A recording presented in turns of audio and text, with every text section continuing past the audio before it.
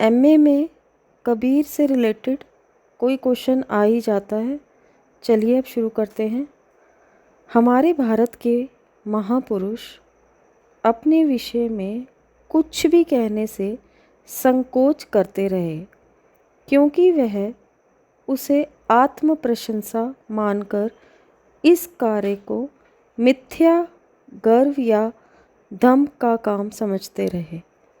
अतः उनके विषय में प्रामाणिक सामग्री का अभाव रहा है। जो कुछ थोड़ी बहुत जानकारी मिलती है वह या तो उनकी रचनाओं में यत्र तत्र बिखरी सामग्री से अथवा उनके समकालीन या परवर्ती लोगों द्वारा दिए गए संकेतों से। संत कबीर के संबंध में भी ये सच है। उन्होंने अपने संबंध में बहुत कम कहा है। उनके शिष्यों भक्तों ने उनके विषय में जो कुछ लिखा है उसमें सत्य कम, कल्पना तथा अंध श्रद्धा भाव अधिक है। कबीर का व्यक्तित्व इतना क्रांतिकारी प्रभावशाली रहा है कि उनको विभिन्न संप्रदायों, मतों, पंथों के लोग श्रद्धापूर्वक नमन करते हैं। हिंदू उन्हें वैष्णव भक्त मानते हैं, मुसलमान पीर कहते हैं, सिखों के लिए वह भगत हैं और कबीर पंथी उन्हें ईश्वर का अवतार बताते हैं। समाज सुधारकों को उनके समाज सुधार संबंधी विचार आकृष्ट करते हैं, तो अद्वैतवादियों को उनके निर्गुण ब्रह्म माया संसार की क्षणभंगुरता के संबंध में विचार। कबीर के जीवन वृत्त के संबंध में अनेक मत हैं। उनकी काव्य पंक्ति के अनुसार तो उनका जन्म स्थान मगहर नामक छोटा सा कस्बा है, जो गोरखपुर में से लगभग 13 मील दूर है तथा जहां आज भी नदी के तट पर एक समाधि बनी हुई है। पर अधिकांश लोग उनका जन्म स्थान काशी जनपद का लहरतारा नामक स्थान मानते हैं। स्वामी परमानंद दास कृत कबीर मंसूर लहना सिंह की पुस्तक कबीर कसौटी तथा स्वामी युगलानंद के चरित्र बोध उनकी जन्मभूमि लहरतारा ही मानते हैं। उनकी जन्म तिथि तथा निधन तिथि के संबंध में भी विवाद है। केवल अनुमान लगाया गया है कि वह संवत 1455 से लेकर संवत 1569 तक जीवित रहे। डॉक्टर माता प्रसाद गुप्त के धर्मदास कृत द्वादश पंथ के आधार पर उनका जन्म 1455 तथा निधन 1569 माना गया है। उनकी मृत्यु के संबंध में भी एक किंवदंती है कि उनके शव को लेकर हिंदू मुसलमानों में झगड़ा हुआ। दोनों उनका अंतिम संस्कार अपनी अपनी रीति से करना चाहते थे। विवाद बढ़ा तो पाया गया कि शव के स्थान पर वहाँ केवल फूल थे। वह बांट लिए गए और दोनों संप्रदायों के शिष्यों ने उन्हें अपनी अपनी रीति से उनका संस्कार किया। जहाँ तक उनकी कब्र का प्रश्न है, कुछ मानते हैं कि मृत्यु से कुछ पूर्व वह जानबूझकर काशी से मगहर आ गए थे और वहीं उनकी मृत्यु हुई और वहीं उन्हें दफनाया गया। पर कुछ मानते हैं कि उनको अयोध्या के निकट रतनपुर नामक स्थान पर दफनाया गया। प्राय कबीर को स्वामी रामानंद का शिष्य बताया जाता है और इस मत की पुष्टि के लिए पंक्तियां भी उद्धृत की जाती हैं। काशी से हम प्रकट भये हैं, रामानंद चेताए। जनश्रुति है कि मुसलमान परिवार में पाले पोसे जाने के कारण कबीर को वैष्णव धर्म में दीक्षित नहीं किया गया। कबीर को पता था कि स्वामी रामानंद प्रतिदिन प्रातःकाल जूटपुटे में काशी के गंगा तट पर स्नान करने जाते हैं। अतः एक दिन वे गंगा तट की सीढ़ियों पर लेट गए। जब स्वामी जी गंगा स्नान के लिए सीढ़ियाँ उतर रहे थे, उनकी खड़ाऊँ कबीर के शरीर से टकराई और उनके मुख से यकायक राम राम निकल पड़ा। कबीर ने उसे ही गुरु मंत्र मान लिया और स्वयं को रामानंद का शिष्य कहने लगे। इस घटना का उल्लेख कई रचनाओं भक्त व्यास, कबीर साहब की परचई तथा नाभादास के भक्तमाल में मिलता है, परंतु काल गणना से ये भी केवल मनगढ़ंत घटना सिद्धि होती है, क्योंकि रामानंद का देहावसान संवत 1456 में हुआ था और कबीर की आयु केवल 12 वर्ष की हो सकती है। इतनी छोटी आयु में दीक्षा की बात विश्वसनीय नहीं लगती। इसके विपरीत मौलाना गुलाम सरवर ने अपने ग्रंथ खजीनतुल असफिया में शेख तकी को उनका गुरु बताया है। वह सन्यासी या विरक्त साधु न बने, पारिवारिक जुलाहे का पेशा अपनाया, करघे पर वस्त्र बुनते रहे और वस्त्र बुनते बुनते ही काव्य रचना करते रहे। उन्होंने विवाह किया। कुछ लोगों के अनुसार उनके एक नहीं अधिक पत्नियां थीं। उनकी पत्नियों के नाम भी बताए गए हैं: लोई, रमजनिया, धनिया। धनिया या रमजनिया से कबीर के स्वभाव का मेल ना हो पाया हो और उन्होंने लोई नामक युवती से विवाह किया था। पर कबीर को लोई का ही पति माना जाता है तथा कहा जाता है कि उससे उनके एक पुत्र कमाल, एक बेटी कमाली हुए। उनके व्यक्तित्व का सबसे प्रमुख गुण था आत्मविश्वास।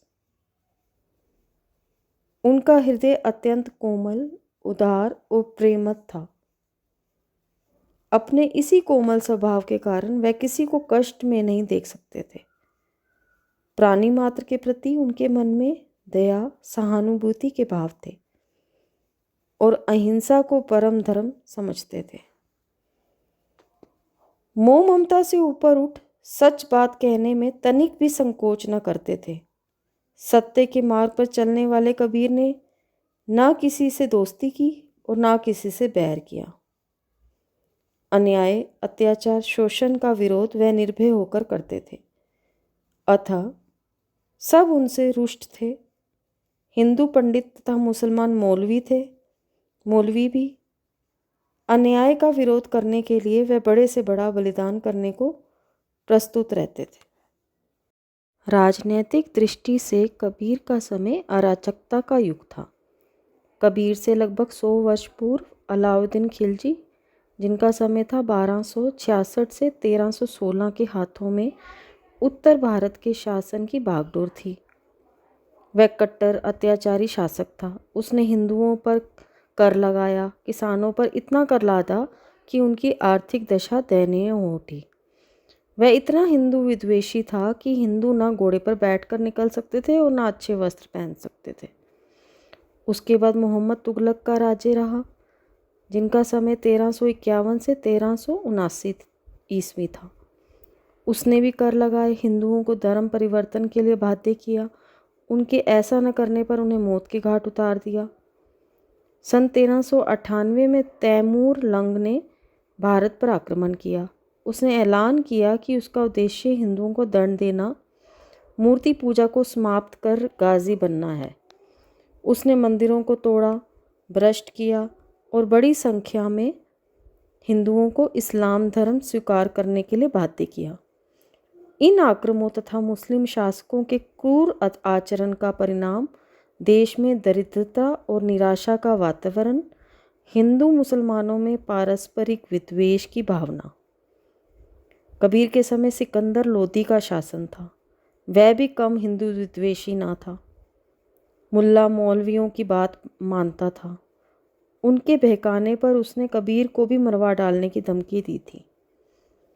देश में मुसलमानों का राज्य प्रतिष्ठित हो जाने पर हिंदू जनता के हृदय में गौरव, गर्व और उत्साह के लिए वह अवकाश न रह गया। उसके सामने ही उसके देव मंदिर गिराए जाने थे, देव मूर्तियाँ तोड़ी जाती थीं, पूज्य पुरुषों का अपमान होता था और वह कुछ भी नहीं कर सकते थे। ऐसी दशा में अपनी वीरता के गीत ना तो वह गा सकते थे और ना बिना लज्जित हुए सुन सकते थे। आगे चलकर जब मुस्लिम साम्राज्य दूर तक स्थापित हो गया, तब परस्पर लड़ने वाले स्वतंत्र राज्य भी नहीं रह गए। कबीर के काव्य में ये सभी बातें मिलती हैं। वह सगुण मार्ग के उपासक न होकर निर्गुण ब्रह्म के उपासक हैं।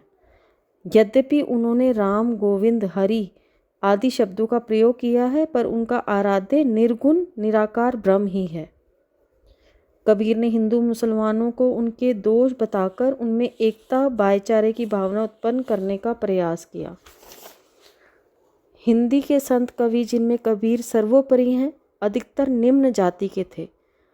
उन्होंने अपनी रचना में ऊंच नीच, बड़ा छोटा, ब्राह्मण शूद्र का भेदभाव मिटाने का प्रयास किया। उस समय का समाज नाना प्रकार के अंधविश्वासों, जादू टोने, स्वप्न, शकुन विचार आदि में विश्वास करता था। विलासी शासकों को देखा देखी विलासिता की प्रवृत्ति बढ़ रही थी। नैतिक पतन हो रहा था।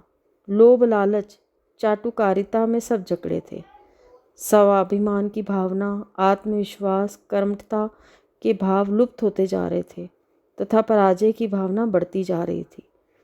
कबीर इस स्थिति को देखकर अत्यंत खिन्न हो उठे और उन्होंने अपनी रचनाओं में इस परिस्थिति का उद्घाटन भी किया तथा उसके लिए उत्तरदायी लोगों की भर्त्सना भी की।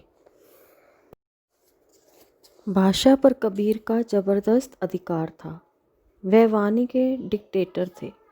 जिस बात को उन्होंने जिस रूप में प्रकट करना चाहा है, उसी रूप में भाषा से कहलवा लिया। बन गया है तो सीधे साधे, नहीं तो दरेरा देकर। भाषा कुछ कबीर के सामने लाचार सी नज़र आती है। उसमें मानो ऐसी हिम्मत ही नहीं है कि इस लापरवाह फक्कड़ की किसी फरमाइश को ना ही कर सके और अकह कहानी को रूप देकर मनोग्राही बना देने की तो जैसी ताकत कबीर की भाषा में है, वैसी बहुत कम लेखकों में पाई जाती है। हिंदी साहित्य के 1000 वर्षों के इतिहास में कबीर जैसा व्यक्तित्व लेकर कोई लेखक उत्पन्न नहीं हुआ। महिमा में ये व्यक्तित्व केवल एक ही प्रतिद्वंदी जानता है, तुलसीदास। परंतु तुलसीदास और कबीर के व्यक्तित्व में बड़ा अंतर था। यद्यपि दोनों ही भक्त थे, परंतु स्वभाव, संस्कार और दृष्टिकोण में एकदम भिन्न थे। मस्ती, फक्कड़ाना स्वभाव और सब कुछ को झाड़ फटकार कर चल देने वाले तेज ने कबीर को हिंदी साहित्य का अद्वितीय व्यक्ति बना दिया है। उनकी वानियों में सब कुछ को छाकर उनका सर्वजयी व्यक्तित्व विराजता रहता है। उसी ने कबीर की वानियों में अनन्य साधारण जीवन रस भर दिया है। कबीर की वाणी का अनुकरण नहीं हो सकता। अनुकरण करने की सभी चेष्टाएं व्यर्थ सिद्ध हुई हैं। इसी व्यक्तित्व के कारण कबीर की उक्तियां श्रोता को बलपूर्वक आकृष्ट करती हैं। कबीर ने जीवन भर अनुभव किया कि उनके चारों ओर का समाज सामाजिक और धार्मिक कुरीतियों से अभिशप्त है और हिंदू मुसलमान दोनों परस्पर लड़ झगड़कर अपने जीवन को कष्ट में बना रहे हैं। अतः उन्होंने जहाँ कहीं भी विकृति देखी, चाहे सामाजिक जीवन में हो चाहे धर्म के क्षेत्र में, सर्वत्र इन विकृतियों का विरोध किया। उनका ये विरोध कहीं सीधे सीधे शब्दों में है तो कहीं व्यंग्य के रूप में है।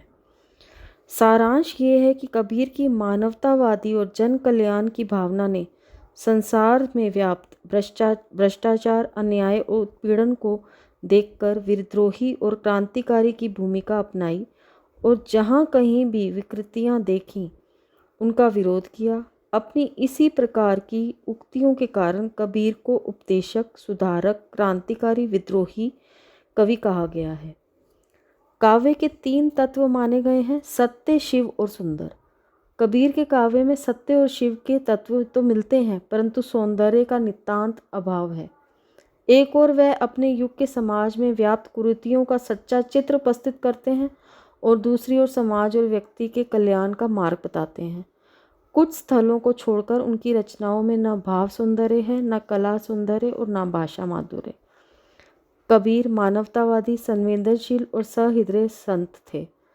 व्यक्ति रूप में उन्हें परमात्मा से बिछुड़ने को की और सांसारिक मोह माया में फंसने की पीड़ा थी।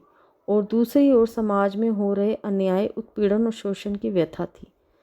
संवेदनशील हृदय वाला ये कवि सच्चा भगत था और उसके हृदय में भ्रम से बिछोड़ने की पीड़ा और उससे मिलने की तीव्र आकांक्षा थी। अपने साथ ही वे अन्य लोगों को भी सांसारिक माया मोह से मुक्त होकर साधना के मार्ग पर चलकर और भक्ति के द्वारा ब्रह्म से मिलने की प्रेरणा देना चाहते थे। अतः जहाँ जहाँ उन्होंने विरजन्य पीड़ा का वर्णन किया है, वहाँ उनके हृदय की हूक और आत्मा की चित्कार सुनाई देती है। सच्चा और तीव्र अनुभूति वाल तथा ऐसे स्थलों पर कम नहीं है। ऐसे स्थलों में काव्य स्पष्ट परिलक्षित होता है। भले ही इन स्थलों पर भाषा में माधुर्य और कोमलता नहीं है, परंतु विरही की पीड़ा को इस तीव्रता से व्यक्त किया गया है कि पाठक की स्वयं उस पीड़ा की अनुभूति करता है।